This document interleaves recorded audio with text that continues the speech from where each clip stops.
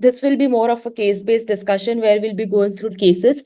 The whole idea of this session is for you to understand that which modality is helpful when. So there is this mental blockage that I've understood from many orthopedic surgeons as well as radiologists, that fractures के लिए only radiographs and CT is helpful, other pathologies के लिए MR is helpful. It doesn't work like that. There are few fractures which are better seen on CT scan, few CT scan and radiographs, few which are more easily picked up on an MRI. For few conditions you really require, despite having an MRI, you require a radiographic correlation. So it's a mix of all the modalities you have to use together to diagnose the wrist osseous pathologies. So let's just directly begin with the case-based discussion. So I'll give you about 10 seconds to each one of you, and I want you to look at the case. No need to type the answers, but just think for yourself what you think this case is. That's it.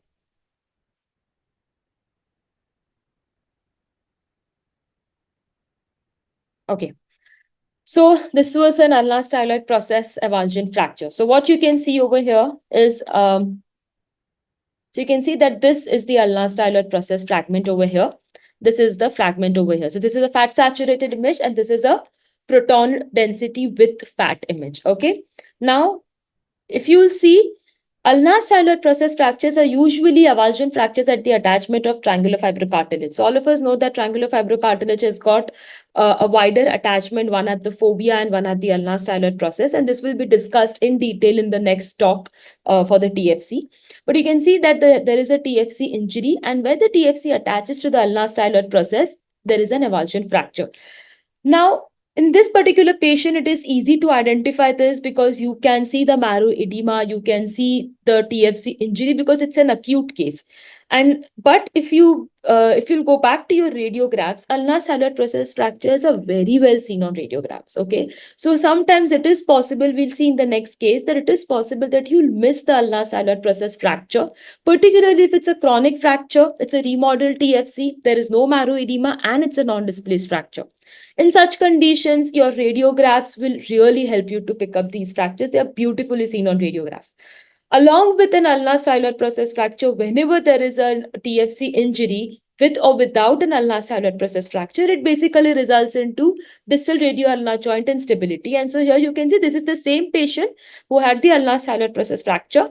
And you can see that there is a dorsal subluxation of ulnar. There is in fact volar capsular injury of the distal radioulnar joint with joint effusion. And this is predominantly because the TFC is injured and there is an avulsion at the ulnar attachment, which is causing instability of the distal radioulnar joint. So another patient over here. Now in this particular patient, just don't look at the T1 weighted image, just look at the fat saturated image. If I give you this fat saturated image only, it is difficult to pick up the pathology, which is very well seen on T1 weighted image, right? So this is actually an ulnar styloid process fracture. And as I told you, if there is no marrow edema, if it's not much displaced, it is difficult. You can miss it. You will find it if you go hunting for it, but it is possible that you may miss it. However, if you see at a proton density image with fat or a T1 image with fat, you can easily pick up the fracture fragment.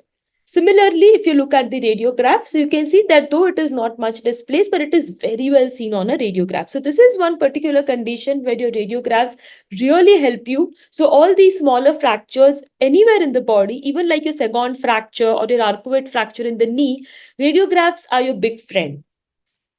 Now let's come on to the second case. Again, the patient history is that patient is having pain following acute trauma.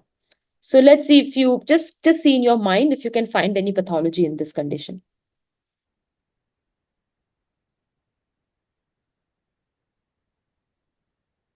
Okay, now to give you the answer, the X-ray looks normal. To me also the X-ray looks normal. Therefore, the MRI was done, and now what we can see is this patient is having a hook of hamate fracture. It's a non-displaced fracture. You can see this nice hypointense line. So this entire bone is the hamate bone. This structure is the hook of the hamate to which attaches the flexor retinaculum. And this particular line that you can see, this is the hook of hamate fracture.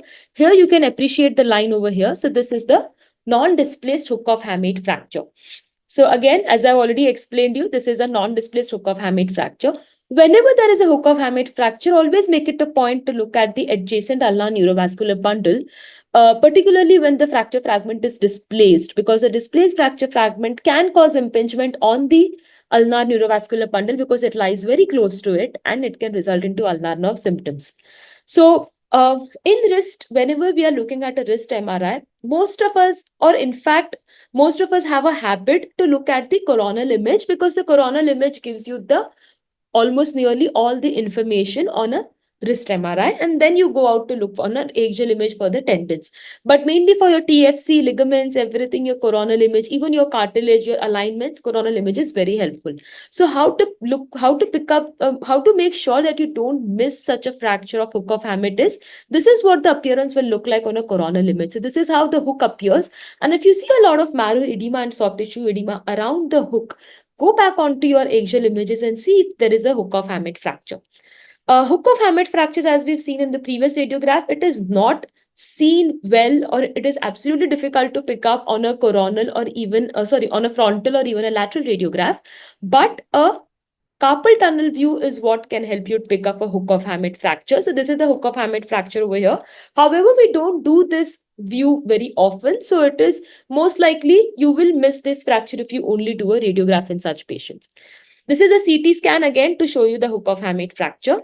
Now another patient, again, just take 5 seconds, look at this MR. Okay, so what do we see is that there is some marrow edema in the bones, okay, patchy marrow edema. Besides that, nothing much. Now let's look at the with fat image. So besides the marrow edema, which we saw in the fat saturated image, there is also a hook of hamate fracture, which is mildly displaced, which was not well seen on a fat saturated image because there is no marrow edema. It's a chronic fracture. So such chronic fractures actually are better seen on a with fat image. So always make it a point to first look at your fat saturated image to identify the site or the area of pathology. However, if you are looking for some chronic injuries, if the history is that, the patient had injury, say more than a month ago or a year ago, you really want to even look closely on your with fat images to see if there are any non-acute appearing non-united fractures. This marrow edema was because this patient had a separate pathology. So the patient had inflammatory arthropathy, and the hook of hamate was an incidental finding that we picked up. Another patient, this patient came with bad trauma, and you can see where the hook is lying. So the hook of fracture is broken and it is actually entered into the carpal tunnel. It is crossed the distal flexor tendons. So this is it is crossed the deeper flexor tendons, that is flexor digitorum profundus, and the hook has gone further beyond. So this is the hook of hamate fracture. Again, on the CT scan of the same patient, you can see that the hook is lying very much on the volar aspect. Now, this was the radiograph that was taken before the MRI was done. And obviously, we could see on the radiograph that, the carpal alignment is lost. There is perilunate dislocation because you can see that this is the place where your lunate is lying. So lunate is in alignment with the radius, but the rest of the bones are displaced dorsally. So there is a perilunate dislocation. This is a normal radiograph just to help you. However, we missed the hook of hamate fracture on this radiograph. But now that you know where the hook is lying, you can actually appreciate that this is where the hook is. So this is their zone of hamate, okay? You can see this is how the hamate appears and this is where the hook should lie. But instead, the hook was lying more along the radial aspect because the hook of hamate fracture got displaced. So again, such fractures are difficult. Even if they are displaced, they will be difficult to pick up on a radiograph, and your CT scans, or more importantly, your MRIs will be more helpful in such cases. Another patient, I'll just give you another 5 seconds.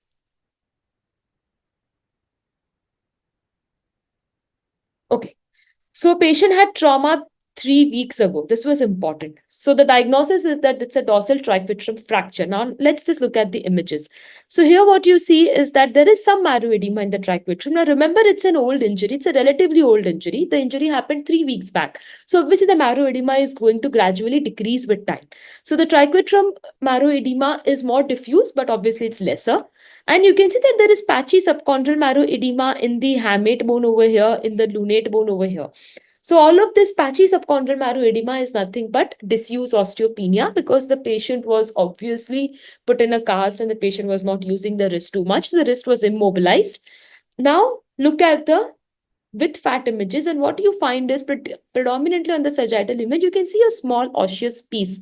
So this tiny osseous piece is present along the dorsal aspect of the triquetrum bone. This is the osseous piece on the axial MR. Now again, despite having seen marrow edema in the triquetrum, it is possible that you will still miss this osseous piece because it's a very small piece. There is a lot of soft tissue edema around it. It is highly possible that you're going to miss this osseous piece on an MR. But look at the radiograph. The radiograph gives you a clear picture. So this is something called as a poop sign, where this forms your duck. Okay, so this is the mouth of the duck, and this is the poop that's coming out. So you can see that the triquetral dorsal triquetrum fractures are in fact more difficult to see on an MRI, but they are very well seen on a radiograph. So again, coming to the same point, tiny avulsion fractures, radiographs are your big friends. So now on the CT scan, you can see the dorsal triquetrum fracture here as well. Another patient, on the first look, so obviously I've just given you two images, so maybe most of you will be able to pick up the pathology. But if you look at the entire CT scan, it will be difficult to find this fracture unless you know the exact location where the patient is having pain. So what happened is, this is just the CT. Let's go to the MR. MR makes your life very easy if something is acute, because you can see marrow edema. So here I can see that there is marrow edema in the triquetrum bone. And once I look on the axial images, I can see a linear hypointense line. So whenever you see such linear hypointense line anywhere in the body bones, meaning all the bones of the body, be it knee, be it shoulder, be it anything, they are fracture lines. Okay, it should be nice linear hypointense signal. Try to look for these signal on PD images rather than T1 images, because in T1 images, even marrow edema appears hypointense and it can give you a false impression of a fracture. But if on a PD image you are seeing a linear hypointense line, that means that there is a fracture over there. So you can see marrow edema, you can see a hypointense line. Now we go back to the same CT images and you can see that there is a fracture in the body of the triquetrum, which is more easily now seen retrospectively. So again, for undisplaced fractures, which are acute ones, your MRI is very helpful because it can show up the marrow edema as well as that linear hypointense signal. Another patient to explain you the same thing. So this is an undisplaced scaphoid fracture. So you can see that there is marrow edema. There is a nice hypointense signal going through the waist of the scaphoid. This can be picked up on a radiograph, but not in a very acute stages. Once some amount of sclerosis sets in, which takes about 2 to 3 weeks, it's then that you will be able to pick up a non-displaced fracture of the scaphoid. This patient, this is slightly displaced. You can see there is some cortical step off. So it is possible that these fractures can be picked up on a radiograph. So take home points for this particular section is that no one modality is good for diagnosis of all types of fractures. Usually small avulsion or chip fractures are better picked up on radiographs and CT scans, whereas acute non-displaced fractures are better picked up on an MRI because they show the marrow edema and the site of pathology, as well as the linear hypointense signal. Sometimes you may require more than one modality to confirm the fracture, and try to look at the radiographs before deciding to take a CT scan. So supposedly you've done an MRI and now you're not sure whether there is a fracture or not. Do not directly jump and get a CT scan done for the patient. Try to get the radiograph. Most of these patients do have a radiograph, and more than 80% of the times your answers will be given by the radiograph itself, and CT scan can be avoided.